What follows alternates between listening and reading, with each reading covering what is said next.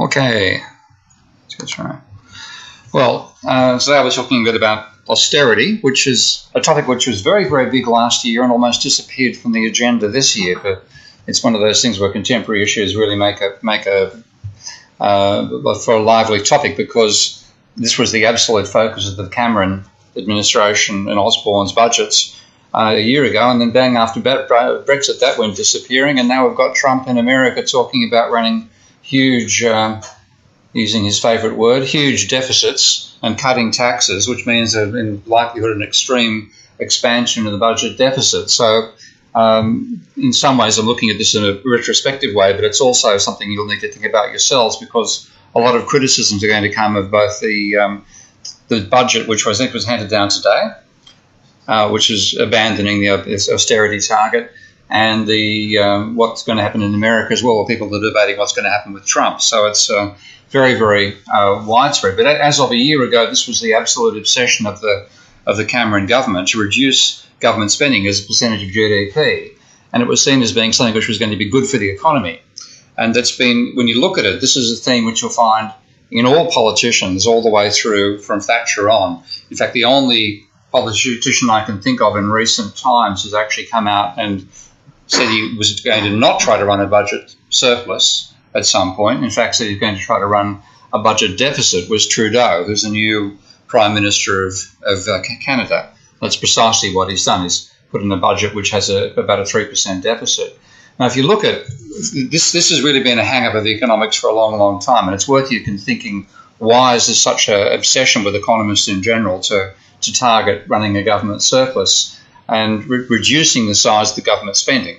It really is something which has been a large part of how economists have thought for a long, long time. If you look at the historical record, you find something quite remarkable, and that is that if you go right back to the 1900s, then the scale of government spending in terms of net expenditures measured by the American, I think the Bureau of Economic Activity, was under about 2 or 3% of GDP, was trivial. Then you had a huge spike, as you can see, for the First World War, back down to trivial levels, and notice from the 1920s on, it was falling, heading back down to a smaller scale once more. 1930s, it rises. 1940s, of course, for the Second World War, goes through the roof. And then from 1940 on, generally speaking, a rising trend, falling from the period from when Thatcher and co were in power, Thatcher and Reagan, but then spiking again after the financial crisis, and now still running at something of the order of 20% of GDP in terms of the net level of spending. So this has been, throughout the entire period, economists have been talking about reducing the size of the government. Not all economists, obviously, but it's been a major theme of politicians, getting the budget under control, etc., etc. So that's a historical record. It doesn't fit too well with the idea of, oh, by the way, me making a mistake where I clicked. I've linked this through to the Fed's Shred site I showed you last week. So if you click on a particular graph and I upload the lecture to StudySpace, you'll go straight to seeing the raw data for federal net outlays. And just to actually give you, there are issues in terms of how you how they set their time series up. This is recorded in millions of dollars. What would be nice is it showed as a percentage of GDP. So I type in GDP and nominal to get GDP in nominal terms rather than adjusted dollars. Then I get these two measures here for quarterly and annual. So I'll try annual there. And then I'm going to add that time series. And now I can say let's have a formula of A divided by B and apply that formula. And I get a graph which is not quite right, because if you take a look at it, it's got 400 here, which implies I'm working with quarterly data. This one I've done over here, I've done all the work myself to get the scale, the units that net outlays are recorded in and the units of GDP that are recorded into the same standard. And I find us peak there of 40% of GDP. This is giving me a number of 400. So there's got to be a factor of 10 error somewhere inside there, which makes sense because we're working in 2 billions versus millions and so on. So there's some adjustment necessary there. Maybe I've got to divide that by 10 again. Let's give that a try. Divide by 10 and apply that formula. And then I get something that looks very much like what I'm working with. So that particular difference there is probably because of the way that Americans versus English people define millions and billions. God knows. But that's where the data came from. And you can see it starts in 1930. It's up to a peak of 42%, and that's pretty much the level I'm showing here.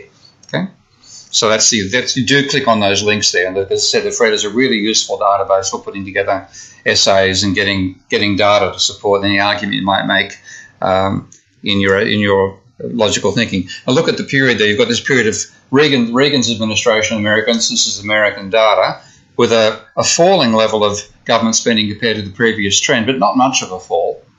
And then you had Clinton across this period with a more substantial fall in government spending. But then, of course, the expansion of government spending when the financial crisis hit. So when you look at what people say is the objective, they're trying to run either a balanced budget, saying the budget over time that try to make it basically zero, expenditure equal to taxation, or even a surplus over the long term. But the average, when you look at what actually has been achieved historically, it's a deficit of about 2.5%. So this is now looking on the other side and saying, okay, what's the gap between government spending and government taxation? And rather than that being, and this is a century. This is 1.2 centuries of data. It's a fair bit of information. So you'd think whatever's feasible is going to turn up in that much data. And what you see, I've got the zero line marked here, and you can see from 1900 all the way through, they ran a balanced budget. Then the First World War hits, and the deficit hits 18% of GDP. Then you've got the period of the Great Depression, and notice for that whole period they run a surplus. Now think about what's being intended with this sort of thinking. It's the simplest way to think about it is the idea of let's set aside money for a rainy day. Well, if you imagine you've done that, you're not going to get many rainy days, are you? Yeah? If it actually makes sense to say set money aside, and you've set money aside, then after that point there should be no problems. Well, the Second Depression, the aftermath of the 1920s was the Great Depression. So rather than setting aside money for a raining day, you got hit by a thunderstorm, and you weren't at all prepared for it. So there's maybe something wrong with the logic there. Then you see the Second World War striking, and at that stage, deficit was as much as 25% of GDP, absolutely enormous. Then you get a post-war period of a surplus, but the trend, as you can see, is heading more and more towards a deficit, and that's the average that I've got here. That's about 2.5% of GDP over the entire time period. Then you have the Clinton administration coming in, and they drove the budget towards surplus. Yeah. And that's still, if you look at the election campaign run between Clinton and Trump, Clinton was pushing the argument she's going to do responsible spending and get the economy back to surplus again, or the budget back to surplus again. That was a long time argument she was making. Trump made no such comments. He made lots of others, but nothing about that one. You get a period of surplus, and then we have from this period on, you've now got the second Bush administration into deficit, a large part of that being the Iraq War, returning back towards a surplus again, and then the Great Recession hits, and you get down to the stage where the deficit is of the order of 10% of GDP.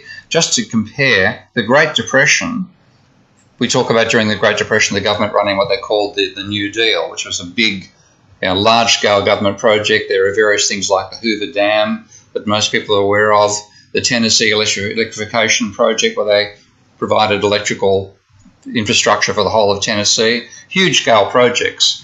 But the deficit then was half the deficit that occurred during the Great Recession under Obama. So you've got these, clearly over that whole century, if this is a desirable objective, then there's been a conspicuous failure to reach it for over a century. So maybe you should think about, well, maybe is the data trying to tell us something? Is this actually a realistic objective? And and that's the issue I want you to have in your minds when we start talking about Barro's paper, as we're going to discuss in the seminar today as well. The only time you can see a sustained surplus there is the prelude to the Great Depression, a whole decade where the average surplus was about 1% of GDP. And of course, as I've emphasised earlier, along comes the Great Depression after it. Now, if the surplus is supposed to buffer you to stop problems, why did the biggest problem in the history of capitalism come after the only decade that they managed to maintain consistent surpluses? Okay. Then you have the second experience we've had, the Great Recession, a surplus run by the Clinton administration. Sometime later, another crisis. And then if you look along here, there's a surplus run at various times, but that whole period was the post-World War II boom with far better economic conditions in terms of the level of employment, ease of finding a job and so on than you guys have experienced in your lifetimes, looking at where you might be ending up and working in after you finished university. So there's something about the data that doesn't make sense if you just look at it and say, well, running a surplus is a good thing. Now, there's plenty of arguments people have made for it, and when you look in the literature from the 19th century, and you'll find this being used even as a phrase today, they'll talk about sound finance. And this was a historian talking about it, demands balanced budgets, a low tax burden, and minimal government expenditure. And it was also tied up with the whole idea that we should have free trade and use the gold standard as well. And it was a simple and strict idea that you had balanced budgets, and if you have a deficit, then you follow up with the increase in taxation to cover it later. You try to reduce existing debt, and you have accurate budget statements. All this stuff, as you can see, is things that you can still find in part of the political discussion today. It's still, even though it was a 19th century idea back then, all these ideas are still there. The government, parliament controls expenditure and so on. Now, the 20th century argument really, in an ideological sense, came out of Maggie Thatcher and her championing of Hayek's critique of the government, saying any increase in the government scale is likely to lead to serfdom, meaning he was saying that you have an inevitable trend if you let the government get out of control of ending up in socialism, the anti-socialist idea. And when you look at what Hayek actually argued in that book, what he was saying was not so much being strictly anti-government as saying it's very, very difficult to plan a capitalist economy. This is his points here. Planning is popular because people think we should try to manage our common problems with some sort of foresight. So the dispute isn't whether we should think systemically, it's how we go about doing that systemic thinking. And do we do it in such a way that we improve how individuals can make decisions, which is the argument going on here, improve the conditions under which the knowledge and initiative individuals are given the best scope so that they can plan, or do you direct a blueprint, a state-level plan? And that's the contrast that Hayek was putting forward, and his emphasis, which Maggie Thatcher, of course, went for, is this one: make it possible for individuals, get the government out of the way, don't try to do things at the collective level. And at the same time, even though, generally speaking, you're going to get a very assertive version of what Hayek had to say, or assertive versions of the case for government, minimising government, you find in Hayek often statements like this: the use of competition does not preclude some form of government interference. And notice also the wording there. Even though he's saying the government should do something, what is the government doing when it does something? Interfering. Okay? So a lot of ideology is laden up in all of these arguments from both sides of politics. Now, when Reagan became president, this has actually suddenly become very topical. Have you ever seen the name Laffer before? You heard of the Laffer curve? Okay. This is an argument made by an economist literally drawing on a napkin at a restaurant. Okay.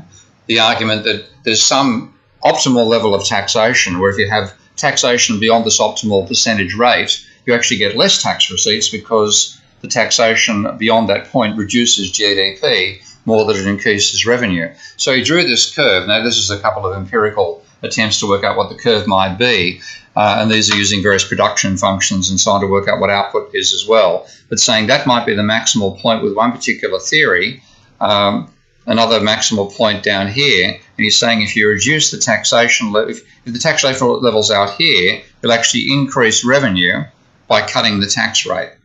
And that was the argument that Reagan accepted. The reason I'm saying it's topical once more is apparently Arthur Laffer, who dreamt up this idea, is now one of Trump's advisors. So we might get this argument coming back again. Hang on a second. There's another link to the paper that came from, pardon me. So as much as it was popular with Reagan, it was now going to come back with Laffer as well. So you might find Trump arguing that reducing the rate of tax will actually increase tax receipts because the economy will grow by more than the cut in taxes occurred. Now, what Reagan did when he was in power is cut the top marginal tax rate from a really quite huge level, 71%, down to 31%. So it was a huge cut in the amount of tax being imposed on the wealthiest people in the country. What actually happened, of course, was, well, not of course, but what actually occurred was rather than tax revenues rising, they fell, but government spending rose. So you got a strong stimulus coming out of a large government deficit.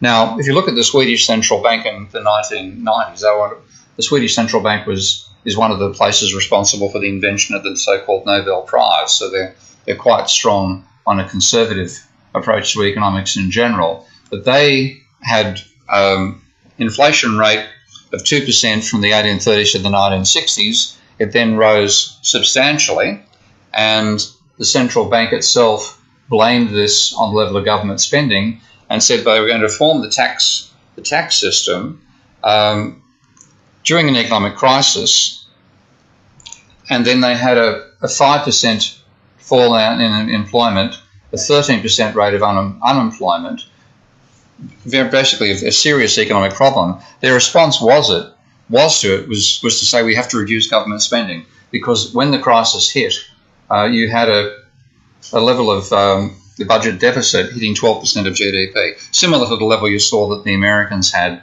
during the last financial crisis. Now, their response to that was to say the government has a long-term objective as an average of generating a surplus of 2% of GDP. Now, remember, I showed you the American data over the last century. Their average was a deficit of 2.5%. So here are the Swedes saying they're trying to achieve a 2% surplus over the cycle. And this is, again, this is an argument about saving for a rainy day, effectively. The surplus will make it possible to reduce public debt so that future challenges, when they occur, can be accepted without leading to problems in government finances.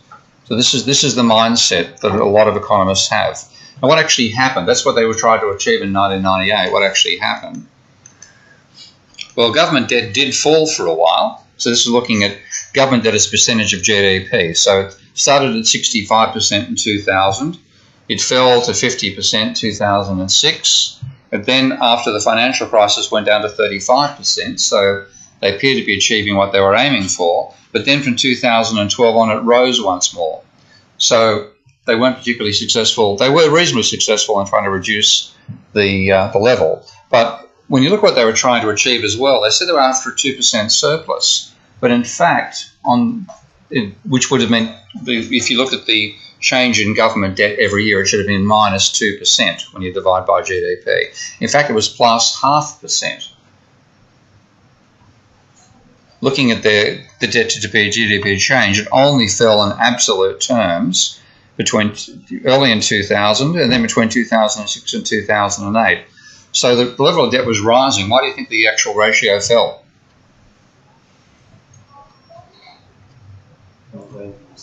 GDP rose faster than government debt rose. Okay, so you've got you're always looking at a ratio, and people talk about a debt to GDP. They've got a ratio at the level of government debt divided by the GDP. They're trying to they try to reduce the top one. That's the focus. They tend to ignore GDP. In this particular case, GDP, which is the denominator, rose faster than government debt, which is the numerator, so the ratio fell. So it wasn't because they cut government spending, it's because GDP grew more rapidly than government debt was, so the ratio fell for that reason for most of the time. So why did it fail to achieve it? Well, this is what was happening with private debt at the same time. So you see notice the level of private debt here, starts at 140%, goes along at 170 for a while, rises to 250% of GDP. Now that's 6 times the level of government debt. Okay? But this is actually being ignored in the thinking that I showed you earlier from the central bank. They were obsessed about the overwhelming and dangerous level of government debt, paid no attention at all to the level of private debt.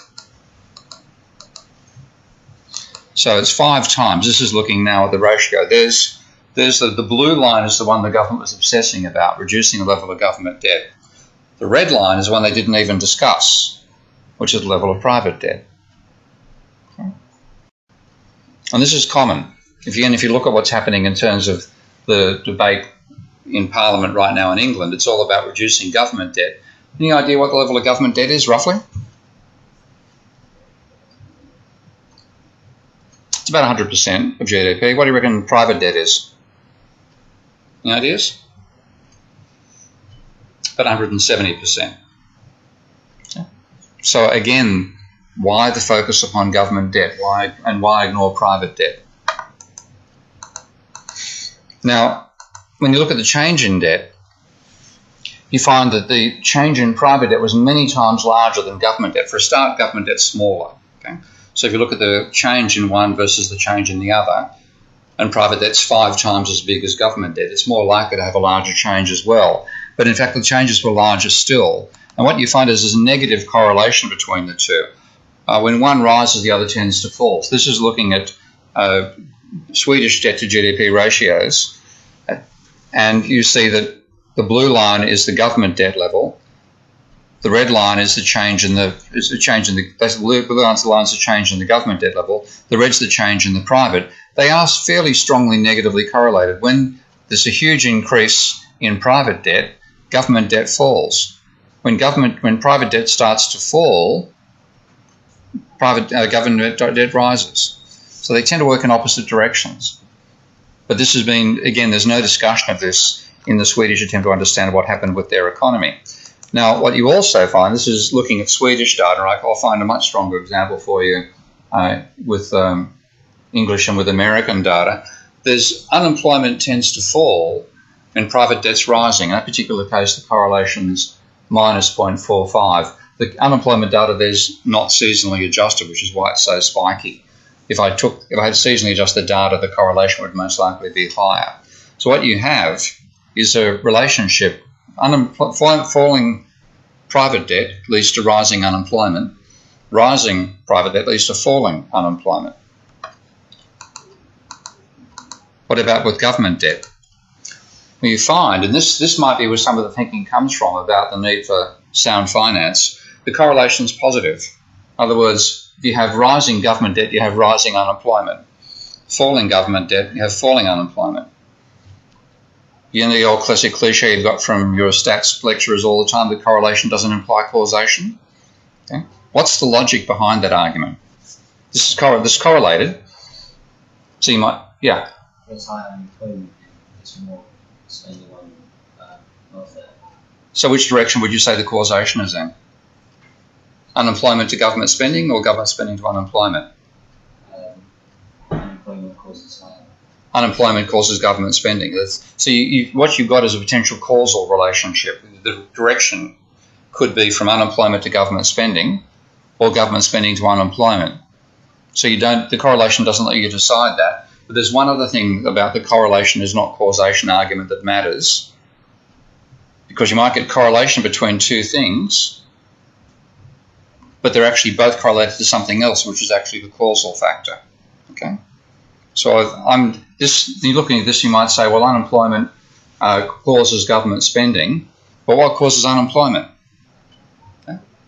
Now, looking at that piece of data alone, you're just saying maybe government spending causes unemployment. So you need a more complete picture than you've got out of just that particular argument.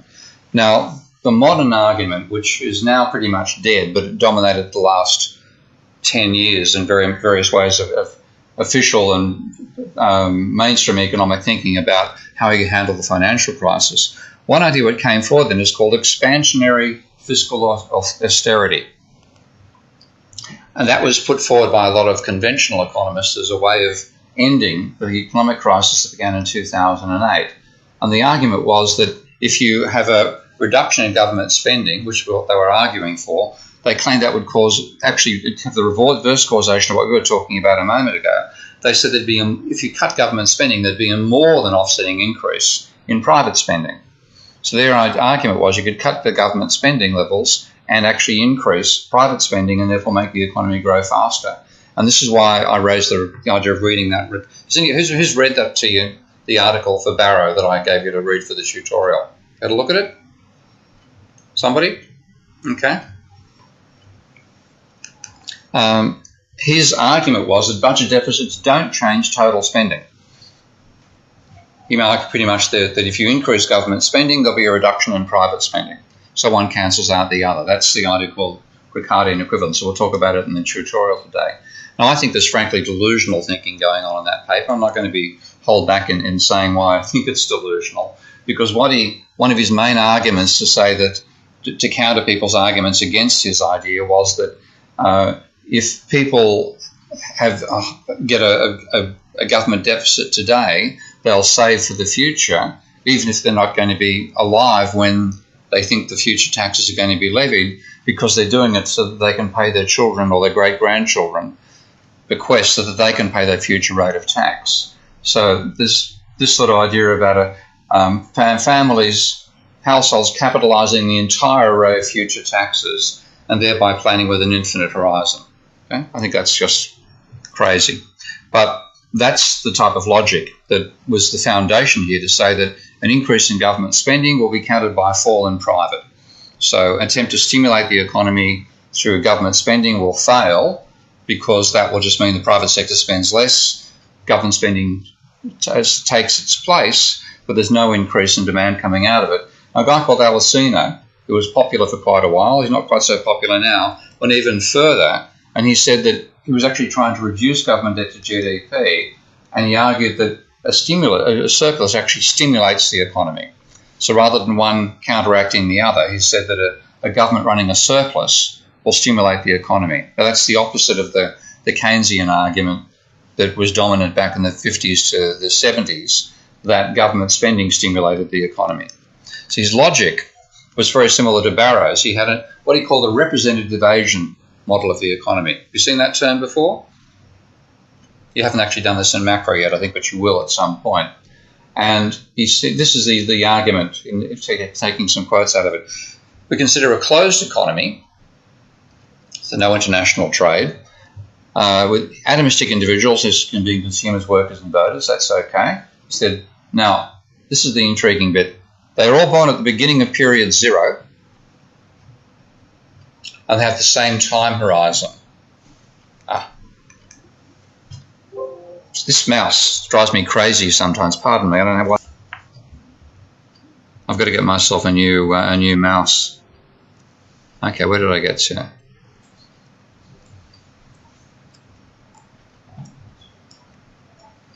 I'll buy one of those clickers, I think. Okay, here we go. So, that's what I was trying to get to. Righto. Seeing it now? Good. Okay. So you said, of a closed economy, that's not a bad abstraction, a typical abstraction for economists to start with. This idea about being born at the beginning of period zero, he's trying to bring some sort of argument involving time here. So he's dividing time into two little bits. And he then hits you with a piece of mathematics that when you first see it looks extremely scary. Okay? And this is one reason I got you to look at Barrow, which is not a particularly mathematical paper, but often this stuff looks intimidating when you first see it. But you can break it down, rather than being scared by it, break it down a bit. And what he says here is that this bit here is supposedly the utility that a consumer gets from consumption. That is the utility from leisure. So you've got two ways you can enjoy yourself. One is you consume, the other you relax. Over here, that is the utility from public goods. So you get utility from roads, schools, publicly provided goods as well. And this one over here is the utility from, negative utility, from warfare. And these are just weighting the two. How much you care. If you're a Labor voter, you care about getting public goods. If you're a Tory voter, you couldn't care about public goods. You simply want the government to be there for warfare, to defend the borders and stuff like that. So it looks incredibly complicated. It falls down to a very simplistic argument. It really does. Just don't let that sort of stuff intimidate you. Just work through what the actual argument is. Now, what he says here is that deficits are a product of politics, because he said if you had a benevolent dictator, then the social planner would adopt as his or her target the average of all the preferences of all the citizens. So you'd get the average of what Tory voters want, what Labor voters want, out of a benevolent dictator. But because you have a alternating Democrats and Republicans, and we're now seeing this fairly dramatically in America, I must admit, then they'll disagree over what's the best division of those goods. So Democrats will allegedly go for welfare spending, the Republicans will go for warfare. Okay? And you then, because you split into two different camps, you've got two voting blocs arguing what the division should be and whether you should have a surplus or not. And he then said because governments aren't sure they're going to be reappointed, they don't mind about leaving some debt, government debt, for their successors to mop up. So democracy, he argues, was the problem. In a democracy, citizens disagree about whether they should have high deficits or lower deficits. It'd be better if you had a social planner. And this is a common notion that turns up in mainstream economics these days. So it's a toy model, and this is, again, I'm going to take you through a bit of looking at what Barrow was assuming in Barrow's paper arguing for what he called Ricardian equivalence. And it doesn't include obvious features of the real world. There are no banks, there's no private debt, and there's no money in the model. Okay? There's no active consideration of any of those. And there's no, when you again take a look at it in detail, there's no sensible analysis of production or time. For example, he says each consumer is endowed with 1 unit of time to be shared between labour and leisure. That's not so bad. But he then says labour can be transformed into a non-storable output, 1 for 1. So you can either have labour for work now, consumption now, or you can store it up for investment. And the government can transform what's produced by the private sector into 2 non-storable public goods. Now, if your head starts to spin when you read this stuff, it's not your fault. Okay. The argument itself is trying to frame your thinking in a very, very strange way. So what he's saying here is that if you're going to have increased government spending, you necessarily have to have less private sector. If there's a 1-for-1 conversion between the two, if the government does something, it's got to take something from private consumption and make it into public. In other words, there's a straight trade-off. Any increased government means a fall in private. Okay. That's what he's framing there. And if you start falling for the logic, I'll show you how you might do this with Barrow's paper later, then you end up assuming a few points, not even where you're assuming. For that to be true, there have to be no idle resources. Okay. Are there no idle resources? Okay. At various times, there's large proportions of the population that aren't fully employed. So he's actually setting you up to think that way without you necessarily being aware that you are. He then says the government can only issue fixed interest debt with 1 period maturity, which means the government has to borrow to finance itself. So the idea is government has a budget constraint. If the government's going to spend money, it has to borrow it from you. It doesn't have any way of creating money itself. And it borrows in this model, because there is actually no money. The only thing that the government can borrow is the consumption good the private sector would otherwise have consumed. Now, believe it or not, this paper became highly influential in political circles.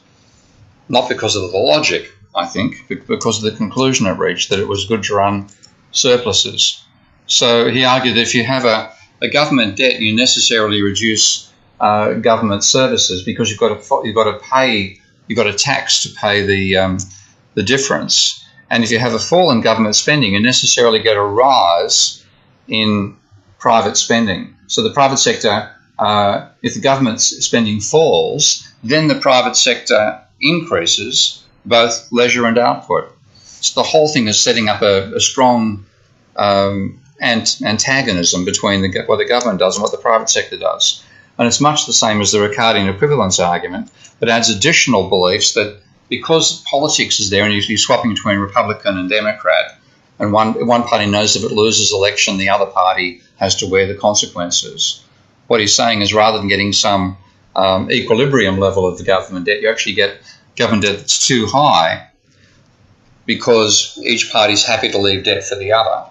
Okay, so they're not trying to breach the responsible level of debt. So he says the good policy, therefore, is to reduce government spending, government debt. And his theory depends upon the assumptions. The assumptions include a fully employed economy, no money and no private debt, and that public spending necessarily crowds out private. Okay. Do you think Donald Trump believes that government spending will crowd out private?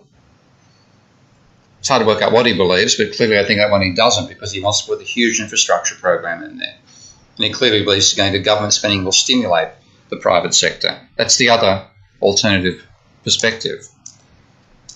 So what you find happening quite frequently in politics is that a lot of politicians will themselves be inclined towards believing in sound finance.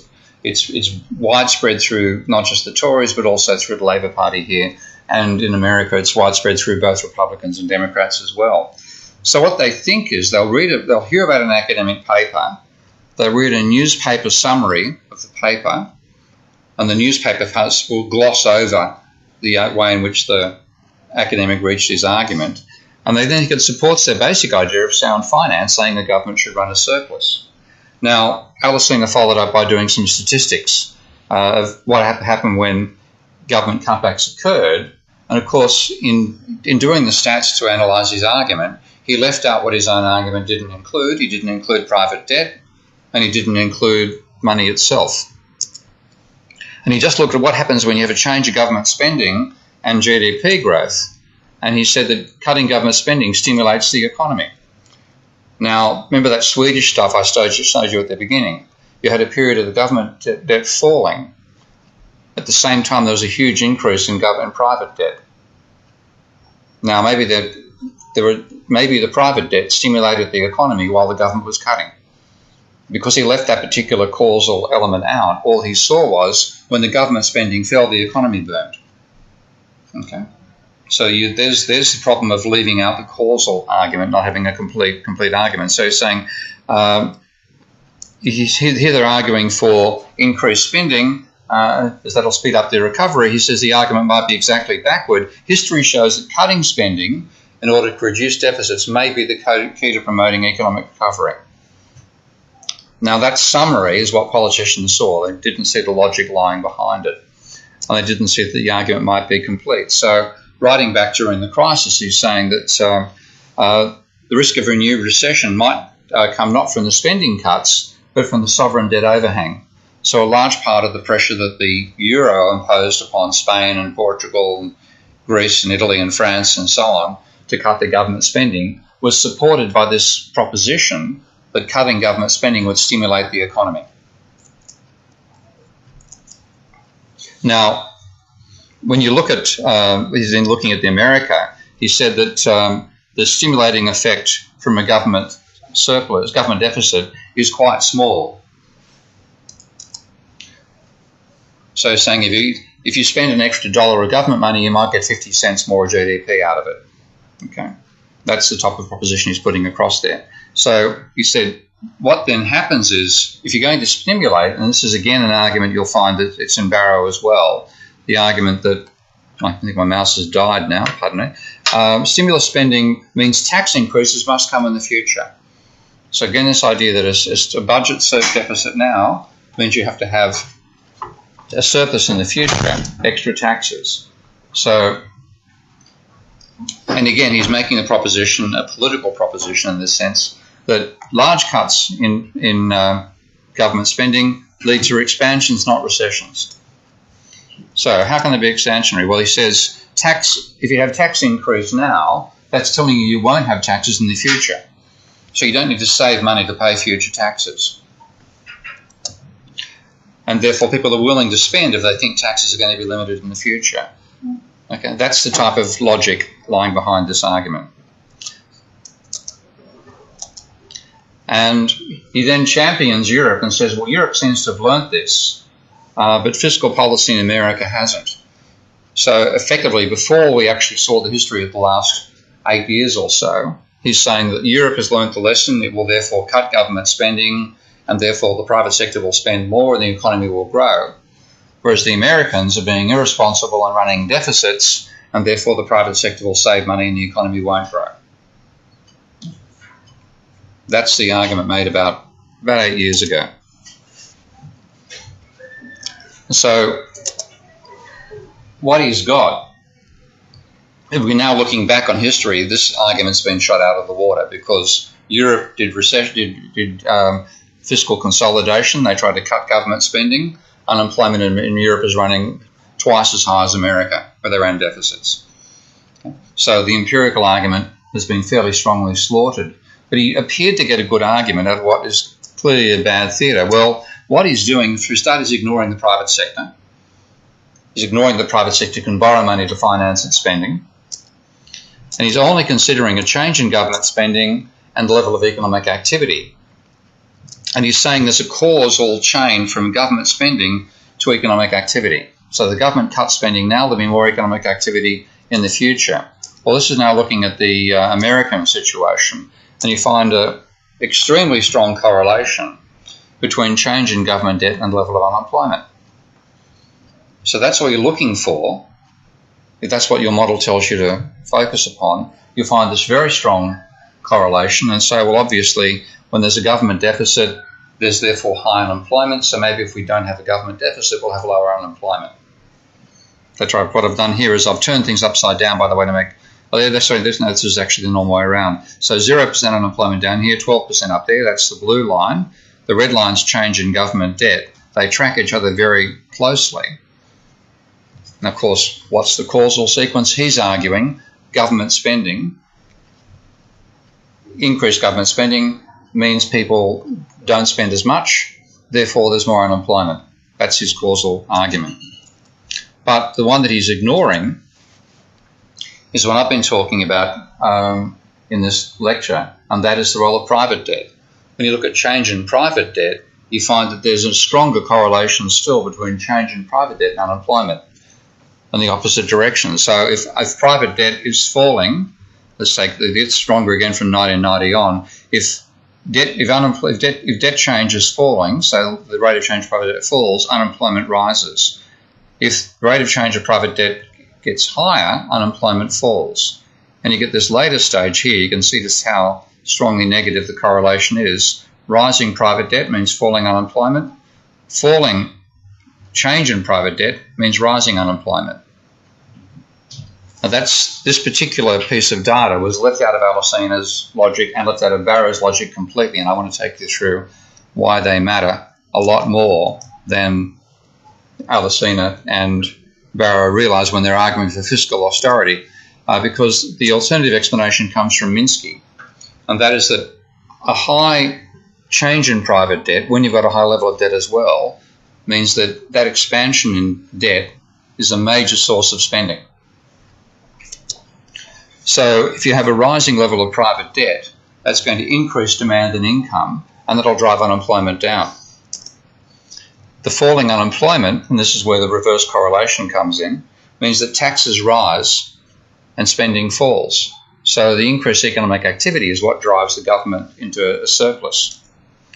So the government gets a surplus, and the falling private debt, then you get the other side. When debt goes the opposite direction, you get falling private debt, demand declines, income declines, and unemployment goes up, and therefore taxes fall and spending rise. So the government goes into a deficit. So you've got to have the three factors there. You've got to look at the level of economic activity, what the government's doing in terms of its borrowing, and what the private sector is doing as well. So Minsky's got an explanation that ties the three factors together. Alesina and Barrow are completely ignoring private credit, so they leave out one of the three major factors from Minsky's point of view. So Minsky wasn't listened to. But what happened was that the neoclassicals accepted this argument that you should cut government spending to stimulate the economy, and then the financial crisis hit. Watching my time here. Okay.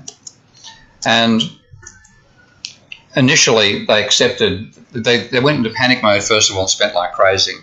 Then when the economy seemed to survive that, you're now in the aftermath of the crisis, and they headed back towards the idea that cutting government spending could actually stimulate the economy.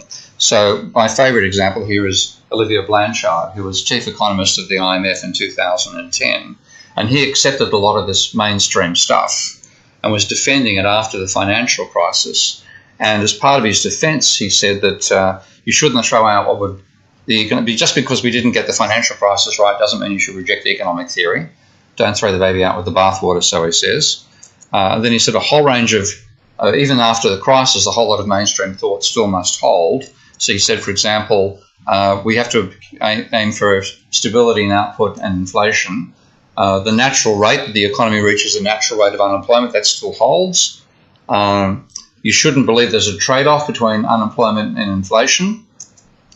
Stable inflation is a major goal, but the point I want to get to down here is he's arguing in favour of fiscal sustainability. Okay?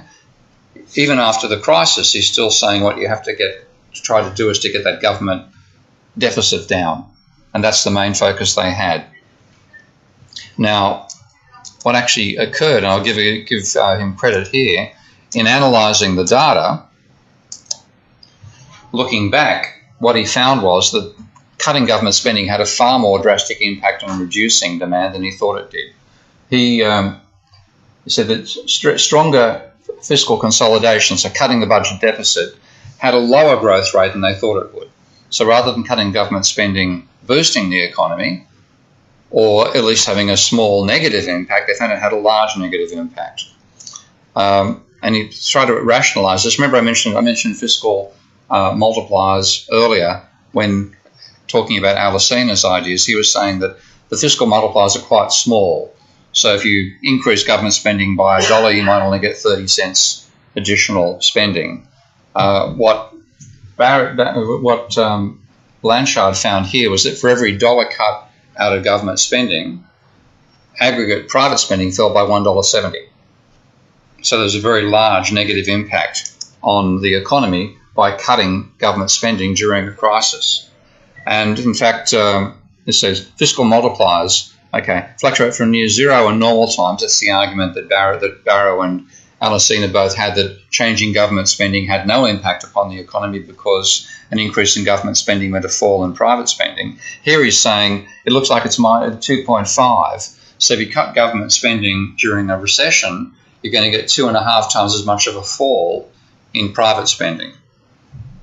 So rather than stimulating, it was a major negative for the economy. So you're saying a 1% cut during a recession, and if you're trying to cut government spending by 1% to get the government debt to GDP ratio down, you can cut GDP by 2.5%.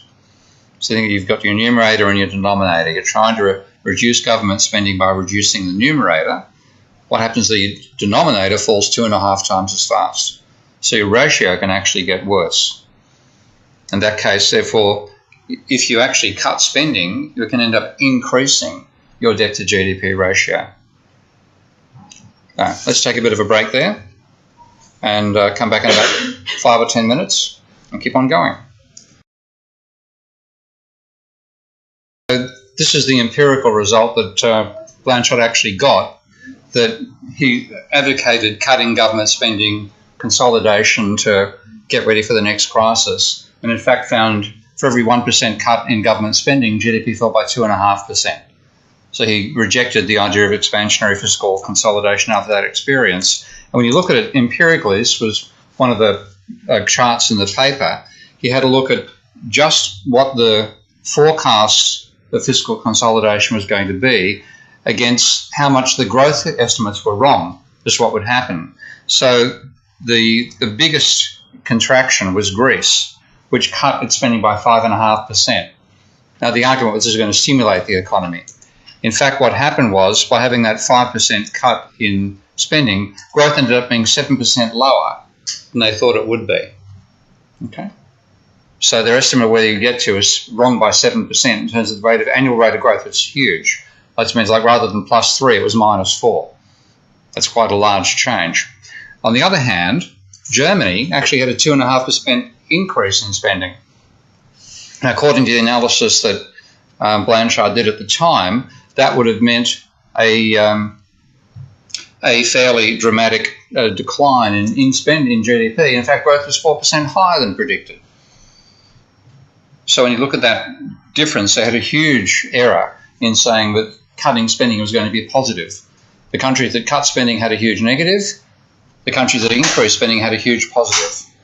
So his arguments are quite wrongly cited. I'll leave that one on the chart. This is one reason Blanchard changed his mind. The argument was that fiscal consolidation would stimulate the economy, and they had all these predictions from the models that argued for it about the impact of cutting government spending on GDP. So Greece was forced to contract its spending by 5.5% of GDP, that meant that the growth level that they got ended up being 7% lower than they thought it would be. And particularly for Germany, 2.5% increase in spending. According to their model, it should have had a bad impact. In fact, they got a 4% higher rate of growth than their models predicted. So this led Blanchard to being willing to give up his theory and say that maybe we shouldn't have tried fiscal consolidation. And then if you look at the contrast that Alesina was drawing between the Americans who weren't being fiscally responsible and the Europeans who were, and how the Europeans had it right and the Americans didn't, when you take a look at the level of Greek debt to GDP, remember they've been trying to cut Greek debt.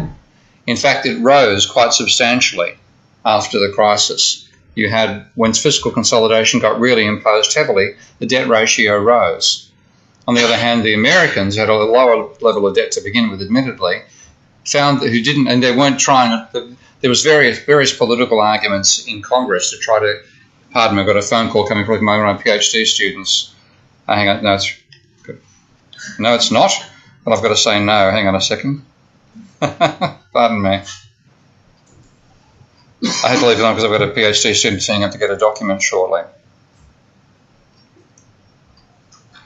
So.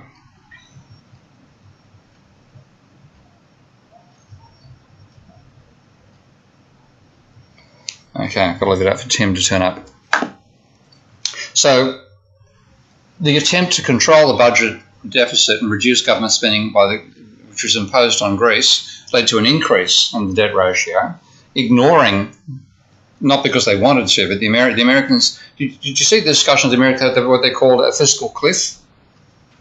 Okay, they were trying to, because the Americans could never manage to get a policy through Congress. What the Republicans did was work in reverse and say, well, let's block anything changing and let that hit the government. So they blocked government spending and said they were going to make an agreement that stopped government spending at a particular date. And that was called the fiscal cliff because at that point, government revenue they were going to be unable to spend. They failed to get that effectively done. So the government just basically went on with its previous momentum, which meant that the government had a large deficit, as I showed you in that early chart, hitting 10% of GDP. The attempts to stop that being increased didn't work, so you basically had a large government deficit. But what actually happened to the debt level, it flatlined ultimately after it rose for a while during the crisis, it flatlined later. The Greeks, who were forced to try to cut their deficits, actually saw their debt ratio rise. So it's a whole thing about looking just at the level of government spending, which is the numerator, not considering the impact it's going to have on the GDP, which is the denominator. Cutting that numerator can actually lead to the denominator falling more. So the 1% cut for government spending, 2.5% fall for GDP, you get an increase in the debt ratio, even though you're trying to reduce the debt ratio. And I'll show you a little model about that shortly as well. So with the Americans, even though they had a rising level of debt, of government debt, their ratio remained constant. This is looking at the percentage of debt, change in government debt per year. And the blue line is the Americans. The red line is the Greeks. Now, the Greeks had a huge deficit when the crisis first hit. But then, in the aftermath, a huge increase in the ratio. The Americans had a increase in government debt for a while, but it then went down to very low levels and has since been falling. So the Americans did not focus on fiscal consolidation and ended up stabilising their debt to GDP ratio. The Greeks were forced to try by the European Union to cut government spending, and the debt ratio rose. So lots of paradoxical outputs for those who believe that fiscal consolidation is a good idea. And if you look at the unemployment rates, the top line is, I've chosen Spain rather than Greece because people always criticise Greece for all sorts of things they did wrong in terms of bad tax policies and rules that excessive pensions, etc., and also having a huge level of government debt before the crisis. You can't criticise Spain that way. It did everything right according to the mainstream. But Spain ends up with an unemployment rate of 25%, whereas America is down towards the 5% rate right now. So Europe, which had fiscal austerity imposed upon it by the European Union, has done very badly. America, which sort of shared the same philosophy but couldn't actually implement it, and basically went with effectively what we might call automatic stabilisers, came out of it fairly okay. So empirically, it's a fairly strong argument against the proposition that Barrow made that fiscal consolidation is a good idea. So what you had was attempts to do what are called sound finance by politicians actually had unsound results. The debt ratio rose when the government cut spending to try to reduce the ratio. So there are feedbacks, in other words, the government is not taking into account. So the recovery was inversely related to how sound the budget was. The more sound the budget was for a country, the worse its recovery. Okay? So rather than sound finance is supposed to be sound because it's supposed to improve your economic situation. Okay? That's the overall vision. And it's coming back to an analogy of seeing the family, seeing like a household. If a household lets its budget go out of control, it'll go bankrupt. And the same sort of thinking for a government. Government get a budget out of control, it'll go bankrupt. But in fact, they find when they worry about it and try to cut government spending, the economy suffers very badly. So there's got to be something wrong with the underlying arguments. And what they're doing, and all the way through, they're ignoring money, where they talk about the government deficit measured in monetary terms, but the actual model, as I've shown you, Alesina's model and Barrow's model, they don't have money in them. They don't ask the question, where does money come from? And they ignore private debt as well. So there's an alternative approach which is strictly monetary, saying let's actually look at the economy in terms of monetary flows now and see what happens, and ask what does a government surplus mean in the flows of money between the government sector and the private sector? Well, the surplus means government taxes are greater than government spending in money terms. Okay? If you think about the government taxing you as the private sector and spending on you as the private sector as well, then if there's going to be a surplus, the government is going to be taking more money out of private bank accounts than it pays back into them. So one impact of a government trying to run a surplus is it going to cause if nothing else happens, just looking at that alone, private bank accounts are going to tend to fall. So I want to give a bit of a diagrammatic way to try to work this out. If you have a surplus, in monetary terms, that means a net flow of money from the private sector to the government. Okay? Call that net gov. Then if you're going to have a surplus run by the government, it means the private sector has to be running an identical deficit. So if you're going to have a sustained surplus by the government, that means a sustained flow of money out of the private sector to the government. Whatever the government might do with that money, I don't actually consider that properly in this little argument, but we can elaborate that later in tutorials too. But just imagine you draw a rectangle to represent the entire economy and divide it in two and call one half the private sector and the other half the government sector.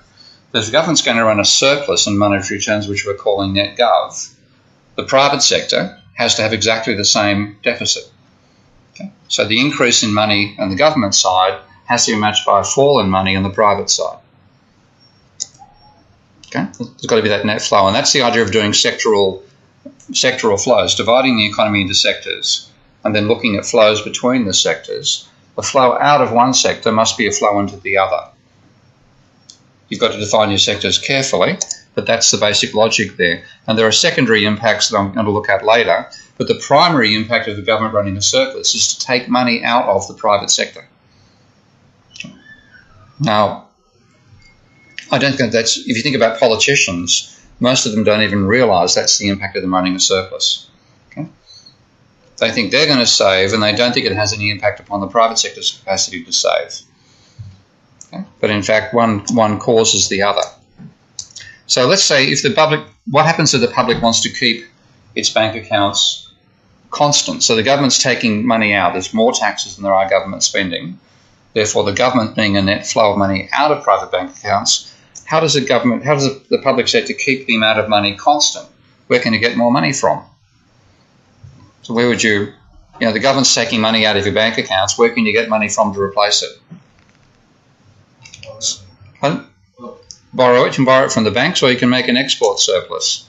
So if you actually run a surplus, if you're exporting more as a country than you're importing, then you're getting foreign dollars coming into the economy, which have to be converted into English pounds before they can be spent. So that's one way to go about it. That's possible for individual countries like Germany and China and Japan. They're all running massive trade surpluses. Germany's trade surplus is about 9% of GDP.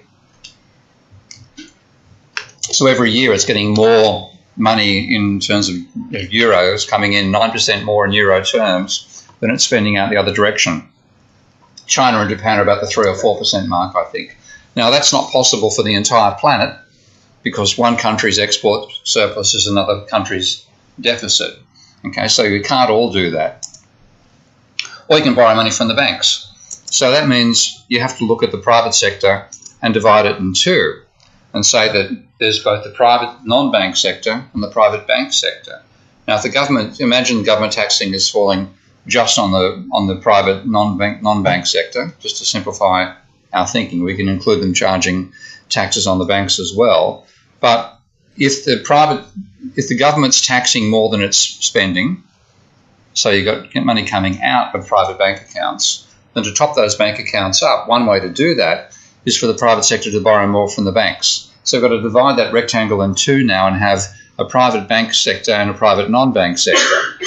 And when you have banks lending out more than they're getting back in repayments, because they're going to be people borrowing money as well as people repaying, so in the aggregate, if the flow is such that there's more loans than repayments and the money supply can grow, let's call that net bank. So what you have is, there's the private bank sector and the private non-bank, and look at the overall balance of the accounts. Let's say that the amount of money that the private sector was borrowing is exactly the same as the amount that the government's taking out of them by running a surplus.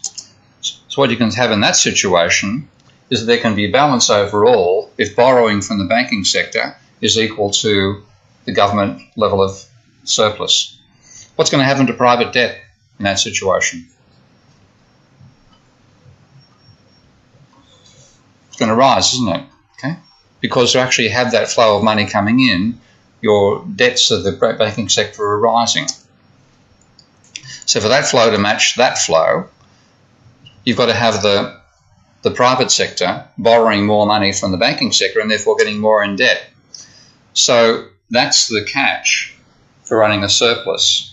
But we need to make the analysis more complete to get it completely right, because the government might then use that money it gets back to pay back bonds that it's bought off another part of the private sector. You need to divide the private non-bank into financial institutions and non-financial institutions, because it tends to be pension funds and co that buy government bonds and not the households and so on. But if you're going to have the government running a surplus, then the private sector has to be borrowing money to make up for it. So you're going to have a rise in private indebtedness. So how are we going to get a rising GDP out of that? We're not talking about money here. Now, money, if I drag some coins out of my pocket, or I've got a note, okay, that's money, okay? That's not GDP.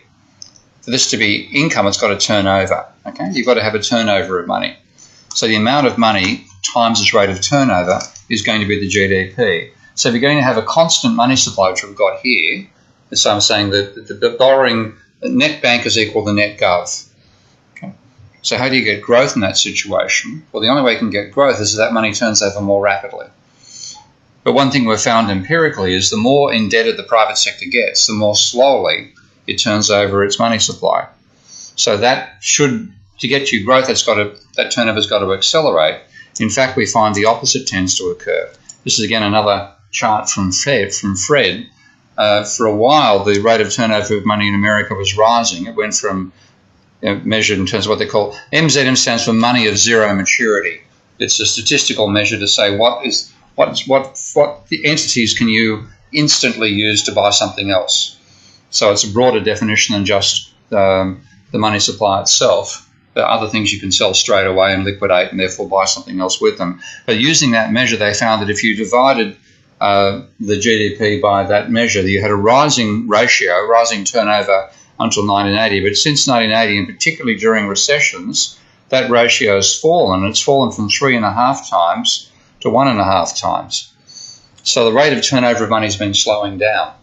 So if you're going to get a rising GDP, you can't rely upon a rising velocity of money because it's actually been falling.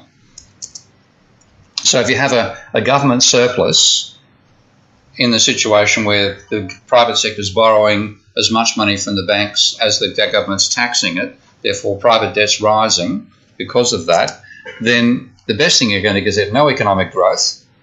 But the worst is you can actually get a decline in GDP because of a slowdown in the turnover of money and a rising level of private debt because net bank is greater than zero. So the private sector is borrowing more rapidly from the banks while GDP is not rising.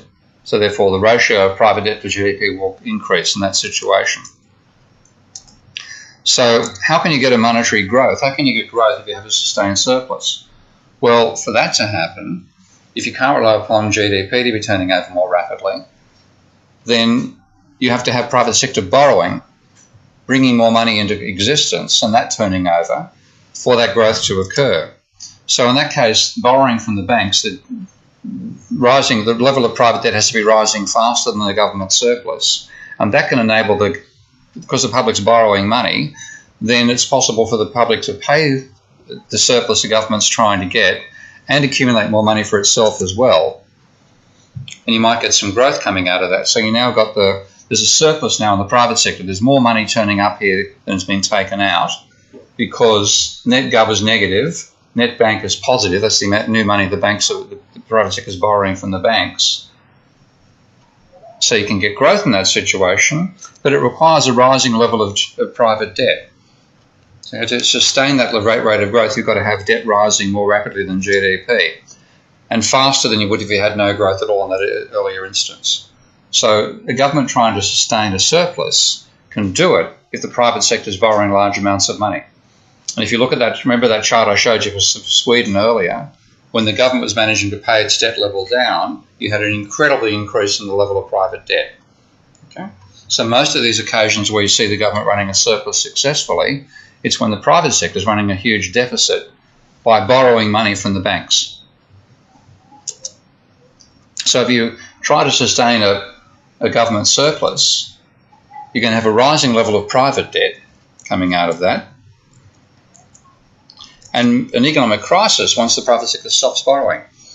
Because if the only thing that's giving you growth in that situation is the private sector borrowing more money, then at some point they're going to stop borrowing and you're going to have a huge debt to GDP ratio for the private sector, and it'll try to reduce its spending, which means you're going to get a contraction in the economy. And that's what we saw happening in the 1930s. Okay? After 10 years of government surpluses, there was actually a rising level of private debt. And given that rising level of private debt, you had the bubble of the 1920s. When the bubble burst, people stopped borrowing money, tried to pay their debt levels down, and then the economy tanked into the biggest downturn that capitalism's ever had. So what you can end up with in that situation is that both the public sector, the government can be, if the government still tries to run a surplus, it's still taking money out of the economy. If the private sector tries to pay its debt level down, it's eliminating money as well. The economy will contract and contract quite severely. So if you have this situation, repayments exceeding new loans, taxes exceeding government spending, you're going to have a huge deficit and the economy will contract for two reasons. The amount of money in circulation is falling and the turnover of that money will also slow down. So that's the sort of disaster that can come out of trying to do what you call sound finance. Now, the other approach, which you find, if you heard what's called modern monetary theory at all? Ever heard that expression? Modern monetary theory? I'm not a complete fan of it, as some of you have, but I'll talk about what I see as very, very wise about it. And that is that their argument is that we need to use money, think about the government, not in terms of the way we think about a household budget, saying you should try to earn more in income than you spend in savings. Think about the impact of what the government does on the economy itself. What's the functional impact? So it's functional finance, not sound finance. And this comes out of modern monetary theory as well. So is it possible to have a money supply growing while the government's running a surplus? Well, the answer is yes, if you're running a balance of trade surplus. And that's the situation for Germany. For example, Germany is running a surplus of 7.5% to 9% of GDP. With that surplus, it can run a government debt surplus as well. So the government's taking more out of the money, out of the economy than it's getting back, than it's paying out in spending. It's taxing more than it's spending. And the private sector will be paying its debt down at the same time because the surplus is so high. So imagine you now take that diagram and call part of it rest of the world, ROW.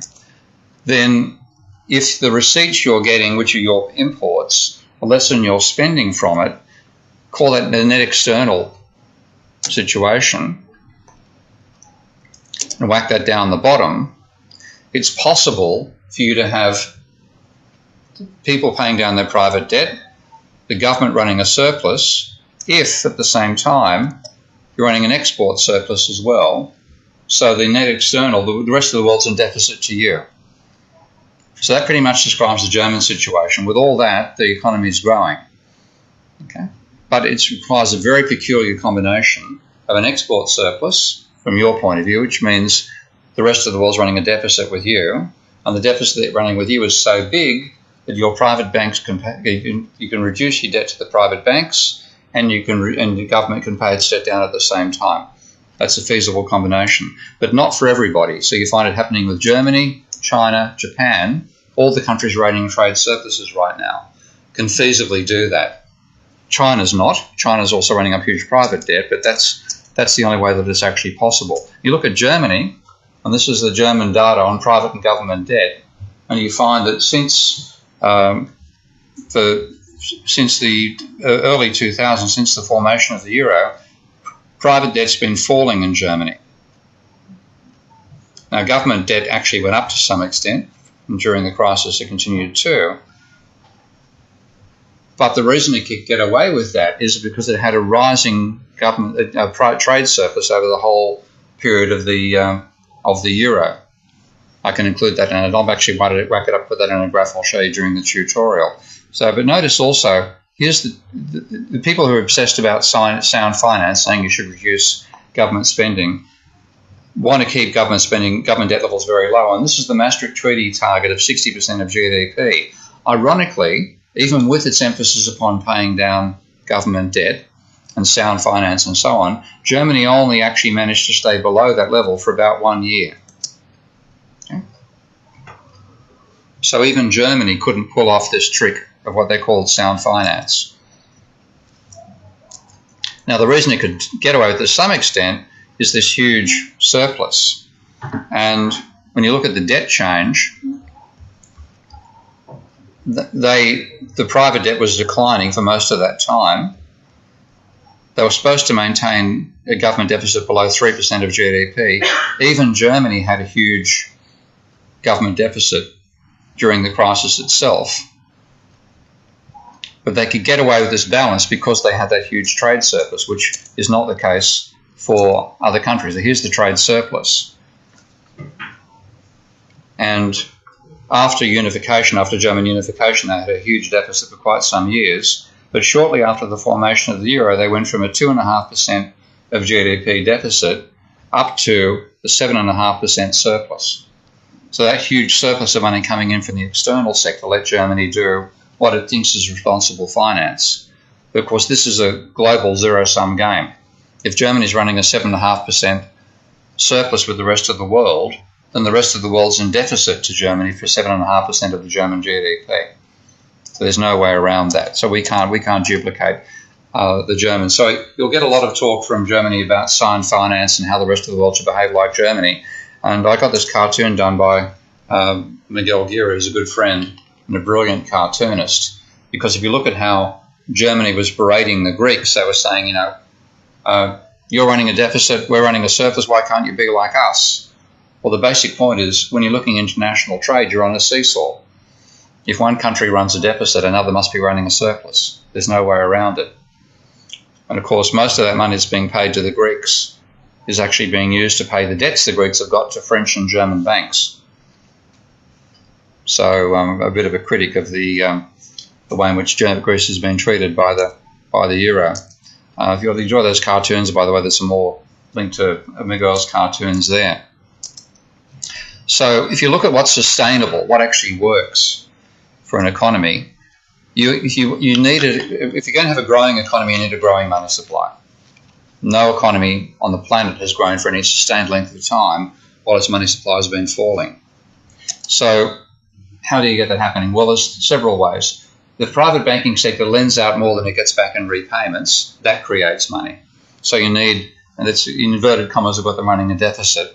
Of course, there's an exact balance in a double entry sense, but if they've got more, they're issuing more loans than getting back in repayments, then that's like running a deficit. The government runs a deficit. Its spending can be greater than taxes. And we'll talk about this in the tutorial itself. A huge part of the argument that Barrow and Co made is about the government having a budget constraint. Okay? Does it really have one? Now, the rest of the world, the balanced situation into what's sustainable at a global level is that you'd prefer to have every country being close to a balance of trade. Because if one country runs a surplus, another must run a deficit at that level. And that's one reason why there's so much pressure to balance international trade. So that's what I see as a sustainable situation. The government running a deficit, which is pumping money into the private sector. The private banks, generally speaking, adding more loans every year than they get back in repayments, also increasing money in the private sector. The external being balanced, and then growth is feasible in that situation. So what's going wrong in the arguments for sound finance is it ignores the role of the government as one of the money creation systems in the economy. We'll talk about that a bit more, I think, not next week, the week after, because we have the, what do they call it, the enrichment week next week, I think, no lectures. Okay, yeah, I've got the program in a moment. So we all know the government prints notes and things like that. That's, nobody's surprised by that particular story. But what tends to happen is, in thinking about what the government should do, the fact that it can create money is left out of the argument. When you bring it in, as I've shown you, I hope, in the lecture today, then the government trying to run a surplus actually means it's taking money out of the private sector. Now, I'm a fairly strong critic of some of the levels of bureaucracy, particularly in England. Okay, I'm not going to defend bureaucracy per se, but the government has a role of being like a bank and creating money. And what's being left out of the arguments for sound finance is that very role. So sound finance to me would be something that talks about spending the money well while you create it at the same time. The government has that capability to do it. So if you have a country that's not running a trade surplus and then the government tries to run a surplus itself, then the private sector is going to be forced to either borrow from the banks or have a falling money supply. If it borrows from the banks, then you're going to have rising private debt leading to a crisis. If you don't have that rising amount of money, you're going to have a collapse at some stage because you can't get growth without a growing money supply. So to me, the mental picture that you need to get around this problem of thinking about the government running a surplus is a good idea is stop thinking about it being like a household. Think about it being like a bank. Okay? Creates money by running a deficit. And I'll show you some of that logic in the tutorial as well. What I thought I might show you at the end here is what's possible to have a view of how the economy operates. This is my program Minsky that I've developed to try to do, hang on, I'm back again, to do modelling of a financial sector. And I'll see if I can bring this up on screen. That's come up on, where is it? I'm using a divided screen view right now. Let's go for duplicate. Okay. Where's my mouse got to? Is model the financial flows that exist between different entities in a economy using double entry bookkeeping. I know it's too small for you to see at that distance. But what I've shown is all the various operations that can happen between the private sector, the government, firms and households. And you've got things like, if the government's going to tax the households, then that's taking money out of the household's account and transferring it through reserves to the government's account, which is stored over at the central bank. So you therefore increase the amount of money the Treasury's got by taking money out of the private sector. And once you put things in this terms, I know it's impossible to see at that scale, but this view of money flows lets you work out what the government should do rather than the mythology of the government being better off running a surplus. Now this is a bit more complicated. Again, what I've done here is this is what's called a system dynamics model of the economy, and I'll take you rapidly through the bits and pieces of it. I've got capital here, determining output, output determining employment, employment depending the rate of employment, and therefore government spending, because the government spending is related to the level of unemployment, and how wages are set. And then with wages worked out, you can then work out what profit is by subtracting wages and interest from output. And with profit, you then work out what the investment rate is. Investment gives you the rate of change of capital stock, which comes back over here. But I've got the government in this model targeting 65% of the workforce having a job. And if you do it, what you find is the government runs a large deficit. So I'll just get this running here.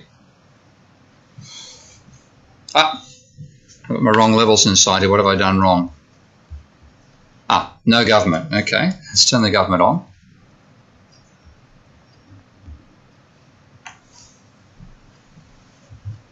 So this is an economy which is running nice and stably, but it has a very high government sector spending level and a high level of government debt to GDP. So what might be thought by politicians is it might be a good idea to cut the level of employment that you target. Rather than targeting 65% of the population having a job, how about targeting 64%? That means you must be reducing government spending, therefore you should reduce the government deficit and reduce government debt. So you reduce the level of government, the unemployment rate you want to target, tolerate a high level of unemployment, and the debt ratio rises, which looks strange. So let's cut it again. Let's go for a higher level of unemployment still that you're willing to tolerate. And the government spending goes down, but the debt ratio rises. Do it again, you cut government spending, but the debt ratio rises. And what this model is doing, it's incorporating all those feedbacks. Cutting government spending actually ends up increasing the level of private debt that people take on and reducing the level of economic growth, meaning GDP falls. So if you keep on trying to do this, you end up getting in a bit of a chaotic system. Now that's a bit more, if you get to third year, I'll take you through some of the modelling involved in that. But what this is showing is the feedbacks. What's left out of conventional thinking is all these feedbacks. When you include them, it's not quite so simple to cut the government deficit by just cutting government spending, because you might cut the government spending level, but you actually affect GDP even more. So you have a crisis coming out of it. So I'm not going to set that as an exam question, by the way. Well, let's take a break and I'll see you in the tutorial.